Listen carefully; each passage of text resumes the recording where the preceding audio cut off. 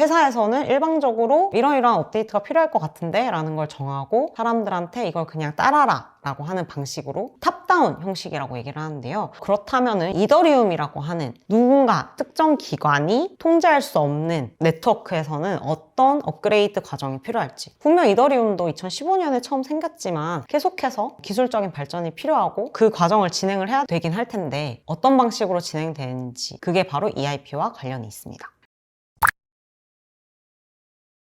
안녕하세요 여러분. 드디어 이더리움 세 번째 대강의 진화 시간에 오신 것을 환영합니다. 제3강 진화는 이 이더리움 네트워크의 발전 그리고 이 생태계가 개선되는 것과 관련한 내용을 주로 다루고 있고요. 소 강의를 조금 살펴보면 EIP 프로세스라는 게 나옵니다. 이 EIP 프로세스가 뭔지 그리고 어떤 예시들이 있는지 첫 번째 소강의에서 살펴보고, 두 번째에서는 EIP 프로세스 중에서 ERC라고 하는 카테고리가 있습니다. 제가 요것만 딱 떼서 가져온 이유가 이 조합 가능성 때문인데요. ERC와 조합 가능성에 대해서 얘기를 하고, 이제 3.3강에서는 이더리움 파운데이션에 대해서 얘기를 할 예정입니다. 그리고 아주 잠깐 이 앞으로의 과제, 특히 대중화에 맞춘 앞으로의 과제가 어떤 것이 있는지 간단하게 설명하는 것으로 이 3강을 구성해 보았는데요. 기대되시지 않으신가요? 그러면 바로 시작해 보도록 하겠습니다. 먼저 이 EIP가 뭔지 설명하기 전에 기존의 플랫폼 또는 어떤 서비스들이 업데이트라고 하는 거를 가질 수밖에 없잖아요. 여기엔 제가 카카오톡 여러분들이 매일매일 쓰고 계시겠죠? 요거에 업데이트가 어떤 식으로 진행되는지 이렇게 가져와 봤는데, 업데이트 준비를 보통 이제 일반 회사에서 새 업데이트가 있다고 공지를 하면 사람들이 여기에 가서 업데이트를 누르는 그런 과정이 있죠. 그래서 이 과정 속에서 보면은 회사에서는 일방적으로 이러이러한 업데이트가 필요할 것 같은데 라는 걸 정하고 사람들한테 이걸 그냥 따라라 라고 하는 방식으로 탑다운 형식이라고 얘기를 하는데요. 그렇다면은 이더리움이라고 하는 누군가 특정 기관이 통제할 수 없는 네트워크에서는 어떤 업그레이드 과정이 필요할지. 분명 이더리움도 2015년에 처음 생겼지만 계속해서 기술적인 발전이 필요하고 그 과정을 진행을 해야 되긴 할 텐데 어떤 방식으로 진행되는지, 그게 바로 EIP와 관련이 있습니다.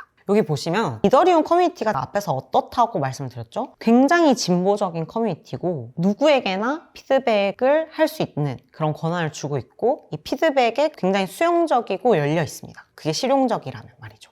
그리고 그렇게 발전한 기술 덕분에 인류가 더 좋은 방향으로 진화할 것이다 라고 믿는 거잖아요. 그래서 이런 거에서 보면은 EIP라고 하는 게 어떤 방향으로 갈지 약간 예측이 되시지 않으신가요? 바로 들어가 볼게요. EIP는 이더리움 임프루브먼트 프로포절의 줄임말입니다. 이거 그대로 해석해 보면은 이더리움 개선 제안이라고 하는 뜻을 가지고 있는데요. 이더리움의 잠재적인 새로운 기능 그리고 프로세스를 지정하는 표준이다 라고 얘기를 하고 있습니다. 결국에는 이게 어떤 의미를 가지고 있냐면요. 이더리움 커뮤니티 사람들 중에서 누구나 지금 현재 상황에서 조금 더 새롭거나 아니면 지금 여기에서 좀 개선되어야 하는 상황이 있는 것 같은데 하고 발견을 하면은 바로 누구나 제안을 하는 게 가능합니다. 그래서 이 EIP라고 하는 어떤 형식을 가지고 문서를 작성을 해야 되고 어디에 올려야 하는지가 이렇게 적혀 있는데요. 그걸 좀 읽어보면은 기능에 대한 간결한 기술 사양이 꼭 들어가야 되고 그 기능에 대한 근거도 들어가야 된다라고 얘기를 하고 있습니다. 그리고 작성자, 그러니까 누구나 제안을 할 수 있지만 이 과정 속에서 EIP 편집자라고 하는 사람들이 돕는 역할을 합니다. EIP 편집자들은 EIP의 기술적 건전성이나 형식 문제를 검토하고 철자나 문법 그리고 코드 스타일 같은 거에 이제 오타나 문제가 있으면 그런 것들을 수정하는 프로세스들을 도와주면서 다큐멘테이션에 굉장히 신경을 많이 씁니다. 그래서 여러분들이 이더리움 같은 경우는 어떻게 발전해왔고 발전 사이에는 어떤 논의들이 있었는지가 정말 자세하게 기록이 되어 있습니다. 그런 것들을 이더리움 임프루브먼트 프로포절 이런 데 들어가 보시면 다 잘 나와 있거든요. 나중에 궁금하시면 한번 확인해 보세요. 비트코인 때도 비트코인 임프루브먼트 프로포절이라고 해서 BIP라는 게 있다고 설명을 드렸었잖아요. 그러면은 EIP와 그럼 BIP가 비슷한가라고 했을 때는 아무래도 이거를 진행하는 게 누구라고 했죠? 바로 커뮤니티라고 했죠. 누가 리딩하는 게 아니라. 그러다 보니까 이 커뮤니티의 성향을 되게 많이 반영할 수밖에 없는데요. 비트코인 커뮤니티는 제가 보수적이고 현상 유지를 더 선호하는 그런 커뮤니티라고 했잖아요. 그래서 이 실질적으로 제한된 개수 자체도 총 400여 개 정도밖에 되지 않고요.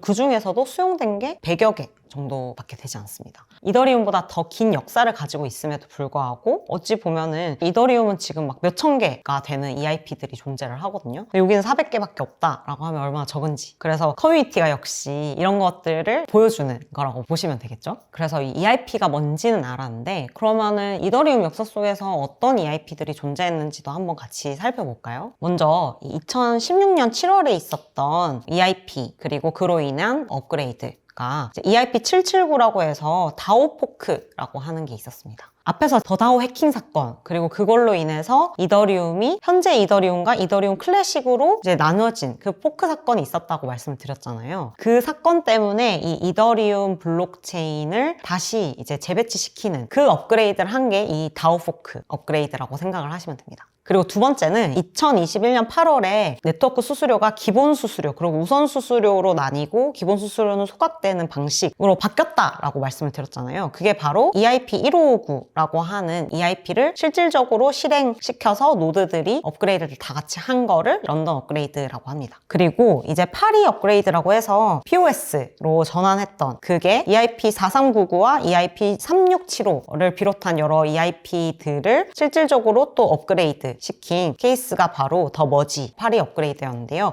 이것도 2022년 9월에 있었던 대표적인 EIP 업그레이드라고 생각을 하시면 됩니다. 그 외에도 샤펠라 업그레이드 같은 경우도 굉장히 유명했고요. 그리고 최근에 가장 주목받고 있는 업그레이드 바로 댕쿤 업그레이드라고 하는 게 있는데요. 이게 EIP 4844라고 하는 EIP로 제안이 되고 사람들이랑 논의가 된 다음에 곧 업그레이드에 실제로 노드들이 실행을 할 그 단계를 기다리고 있는데요. 더 자세한 내용은 사실 여러분들 이더리움 다음 강의에서 배우셔야 알 수 있겠지만 어쨌든 트랜잭션 수수료를 훨씬 낮출 수 있는 그런 개선 제안이라고 생각을 하시면 되고요. 이게 지금 실제로 이 고엘리 테스트넷이라고 하는 곳에서는 지금 테스트가 진행이 되고 있고 2024년 상반기에는 실질적으로 업그레이드가 될 거라고 예측을 하고 있습니다. 물론 이제 얼마나 길어질지는 테스트넷에서 해보면서 결과를 봐야 알겠지만 말이죠. 네, 여기까지 EIP가 무엇인지 그리고 대표적인 EIP가 어떤 게 있었는지 알아봤는데 이번에는 EIP에는 어떤 종류가 있는지 그리고 프로세스가 어떻게 되는지를 간략하게 한번 알아보도록 하겠습니다. EIP 종류에는 먼저 크게 세 가지 종류가 있는데요. 먼저 스탠다드 트랙, 인포메이션 트랙, 그 다음에 메타 트랙이 있습니다. 그 중에서 여러분들이 기억하셔야 되는 중요한 트랙이 바로 이 스탠다드 트랙인데요. 이 스탠다드 트랙에서도 코어 그리고 ERC라고 하는 이 두 가지가 가장 많은 사람들의 관심도 받고 실제로 EIP 제안으로 많이 올라오는 종류이긴 합니다. 이 코어는 결국 그 제안에 따라서 실제로 적용이 되는 게 발생을 하면은 모든 노드들이 이걸 업그레이드 해야 되는 그런 것들을 얘기합니다. 그래서 만약에 이걸 받아들이지 않는다? 라고 하면은 그걸 바로 이제 포크라고 하는 건 거예요. 그래서 이더리움과 이더리움 클래식으로 나뉘어진 것처럼 이더리움 클래식은 이더리움의 더 다오 포크를 받아들이지 않고 계속 그 블록을 이어갔기 때문에 포크가 된 건 거죠. 그리고 ERC는 모두가 적용되는 그런 게 아니라 애플리케이션 단에서 표준이 제한되긴 하지만 사람들이 옵션으로 쓸 수 있는 이 부분은 뒤편에서 조금 더 자세하게 설명하도록 하겠습니다.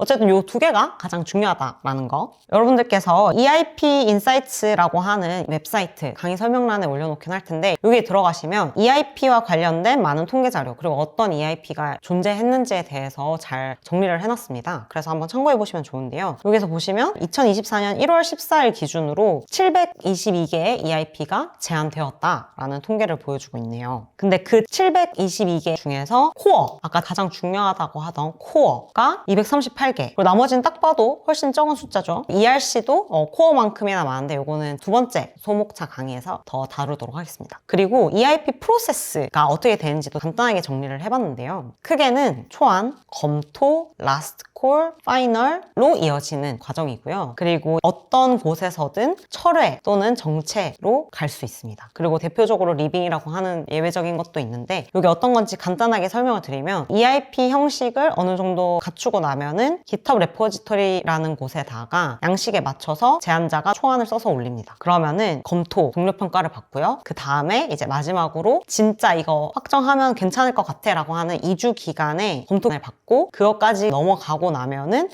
이 파이널로 확정이 되면서 그 이후에는 이런 내용들 말고는 추가가 불가능합니다. 그리고 철회를 하게 되면은 나중에 다시 똑같은 내용으로 제안을 하려면 초안부터 제안을 해야 된다라는 거. 근데 어쨌든 이런 과정 속에 있는 상황에서 이 과정이 되게 다양할 수 있어요. 3년이 걸릴 수도 있고요. 그리고 막 파이널까지 갔는데 이거를 아까처럼 업그레이드, 실질적으로 모든 노드들이 소프트웨어에 업그레이드 시키는 거는 또 안 할 수도 있습니다. 이런 되게 재밌는 과정들이 있는데 어쨌든 이런 프로세스를 거친다라는 거. 그리고 아까 전에 EIP를 작성하고 문서화하는 거를 작성자를 도와서 하는 분들이 EIP 편집자라고 했잖아요. EIP 편집자 중에 현재 편집자는 이런 사람들이 있고, 그리고 명예 EIP 편집자에 이런 사람들이 있고, 여기 대표적으로 이 비탈릭 부테린이 있더라라는 것도 이더리움 홈페이지에서 확인할 수 있습니다.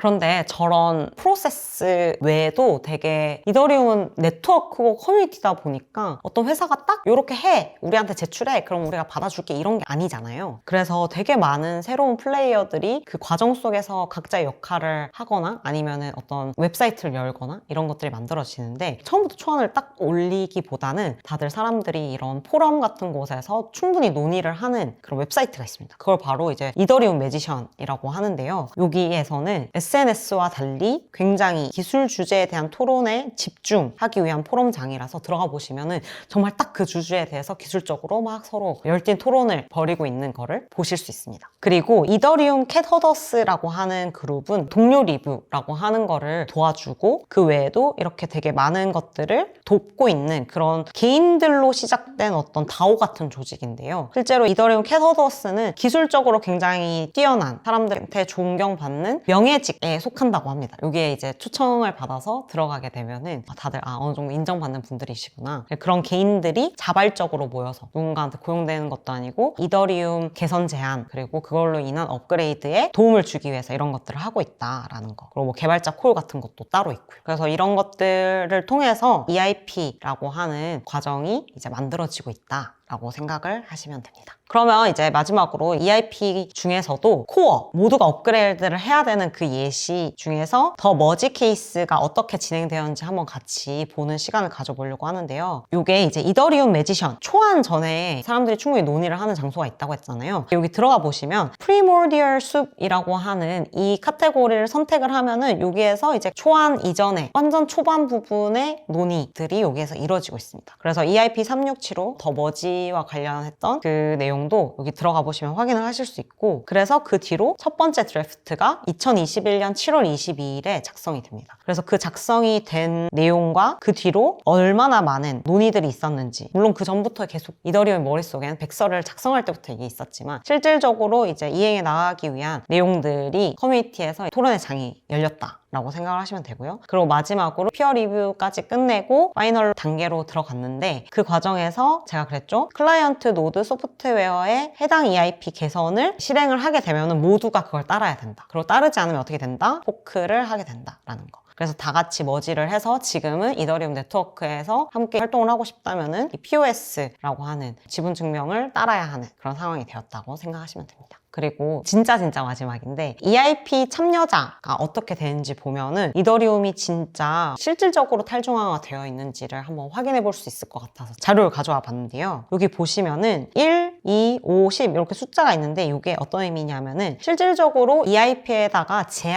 누구나 제안을 할 수 있는데, 제안을 했는 사람이 이게 첫 번째 제안인지 아니면 2번 이상 제안을 한 건지 아니면 뭐 10번 이상 제안을 한 사람인지를 통계를 내보니까 이 중에서 되게 많은 76.2%의 비율이 한 번만 제안을 했는 케이스였던 거예요. 만약에 이게 정말 소수의 일부 사람들로만 이루어져서 계속 EIP 그리고 업그레이드가 진행됐더라면 이렇게 많은 사람들이 참여했다라고 볼 수 없겠죠. 당연히 한 사람이 10개 이상, 20개 이상 제안을 하고 그게 채택이 되고, 그런 게 아니라 되게 많은 사람들이 현재 이 과정에 참여를 하고 있더라라는 거. 그리고 여기에서도 그게 매년 2017년에 새로운 제안자가 30명, 그다음에 2018년에 154명, 51명, 80명, 220명, 158명 이렇게 꾸준히 늘어났다라는 거. 이걸 통해 가지고 이더리움이 기존에 누구나 기술적인 발전을 위해서 피드백을 할 수 있고 그거에 오픈되어 있는 그런 커뮤니티로서 그런 이상을 가지고 있었는데, 그게 이제 실현되고 있다는 것을 증명하는 그런 자료가 아닐까라고 생각을 합니다.